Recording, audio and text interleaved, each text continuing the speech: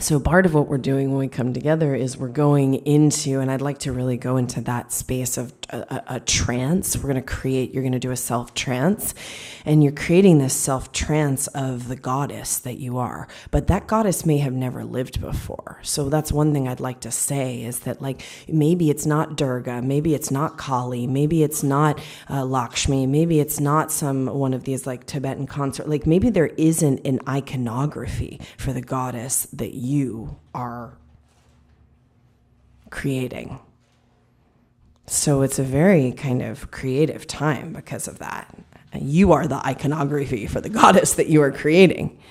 And that's going to be a whole, and that's the true exploration. So I'd like to give you a little bit of some things that Yogi Bhajan says about this, because I'm very interested. And then I found this meditation that's this self-trance meditation about, you kind of being the goddess, that you're trancing yourself into it. If you can't trance yourself into it, even no matter how you feel, because we're women. Like he said, like, look, you have 11. This woman asked him, she's like, I'm all messed up. I scream at my boyfriend. He just makes me so mad. And like, I'm freaking out and I just want to kill him. And like, I'm emotional and I'm commotional and I just can't stop. Every time I see him, I just want to like take an axe to his face. And she goes on about it, like super neurotic. We've all been there. And he's like, you you got it. He gave her really good advice. Like, this is talk about post-Freudian psychology. This is such a self-psychology. He's like, every day you have to get in a body of water and play. Because playing, for a woman to play in a body of water, not like just soak, but like actually be playful. So you have to do something that's like playful in a body of water. Because, we have all these kind of bath rituals and stuff. But his point is, if you soak and you kind of stay still, you become a prune.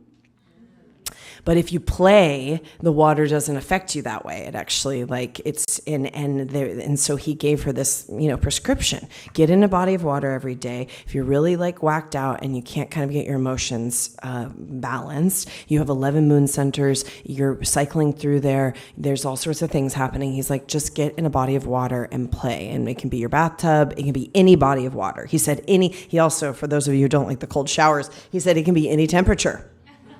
Any temperature, any body of water. Doesn't matter. From your bathtub to an ocean to a swimming pool to anything. He said you could even get like one of the, blow up, like anything. It doesn't have to be deep. It's like, you get in the water and you play. And it does something to a woman's emotional centers. It balances you. So I thought, that's like helpful advice. Because think about it. We're all, because I can tell by your response, we know when we play in water what happens to us. You just feel totally different, right? So it's. I thought that was some good advice. But so we found this this self-trance meditation where you're basically trancing yourself into this kind of goddess, and if you can do that, no matter how neurotic you are, no matter how angry you are, no matter how freaked out you are, if you can do that, you're going to basically be able to hold that projection into your household, into your relationship, into your career, and then the whole world just kind of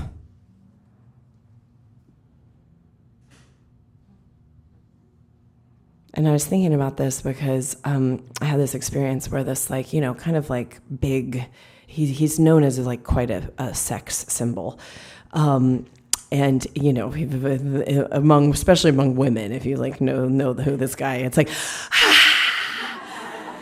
and so, he's known as this whole thing. And I was just laughing because he was in class and he was sitting on bent knee right in front of me telling me anything I can do for you, anything you need, anything. And like, he went on for like 15 minutes on bent knee in front of me. And afterwards I was like, proof right here. Like, this is like, what in the archetypal matrix, this guy is like one of the hottest men of like, that realm. He's a god in that realm.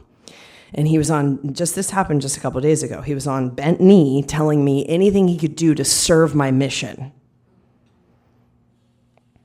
But that's, we want those proof in the pudding moments. Like, that was meant for me to recognize that moment of like, I can say to you that the whole world will be But until I had that experience, that's a great version of that experience. Now, you can have that in all sorts of ways. Like we're having, like the guy who's helping us to organize Camp Grace. He's so excited. My God. He is so excited. I mean, and he is just so, and we had him on the wrong side of the pole. So they were kind of being pushy and negative with him, and it wasn't working, and he was digging in. Because I'm going to give you some teachings about this, because if you can't hold the projection of the goddess, whatever that is, throughout whatever you're going through, I'm not saying you're not going to have the moments of the thing. Right? But if you can't trance yourself into it, then you won't be able to create a temple from your home. And if a man doesn't feel like he's entering a temple, or if you're in a same-sex relationship, but these things, they are similar, if not exactly the same. So one person's playing a masculine, one person's playing a feminine role. But if he doesn't feel like he's entering the temple of your home, then he's not going to respect you, or the temple of your body, or the temple of... It's total, deep, archetypal kind of experiencing. So if he doesn't feel that way, he's always going to be looking at other girls' asses and just all the kind of like immature, kind of masculine kind of ways that they behave, that they don't, they want to do better. But because you're not holding a certain kind of energy, okay, no problem. City just started talking to me, and I don't know why. We don't know why.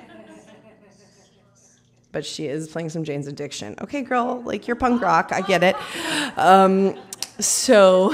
But we can say these teachings, the whole world will come to bow at your feet and all this kind of stuff. And it's very poetic. But until you have some experiences of, I'm holding a certain archetypal energy, and it doesn't matter whether I have the 5 pounds or whether I'm, aging, or whether I'm, whatever the thing you think, you're not, it's whatever the thing is, like your particular insecurity or your particular, but if you're able to trance yourself into that goddess space, then you're going to have a whole nother experience of the experience of being a woman, and people will respond to you so differently that it starts to become. So I thought, okay, this is a great example. This isn't just like any man. This is like, and but that's what. And at the time, I was like, this is really weird. And then afterwards, I was like, that was really weird. And then I was thinking about Yogi Bhajan's teachings around it. And it wasn't, there was nothing like, it wasn't a sexual thing. It wasn't a sensual thing. It was just totally, and Yogi Bhajan talks about it, it was a knight responding to a queen. Bottom line. Straight up.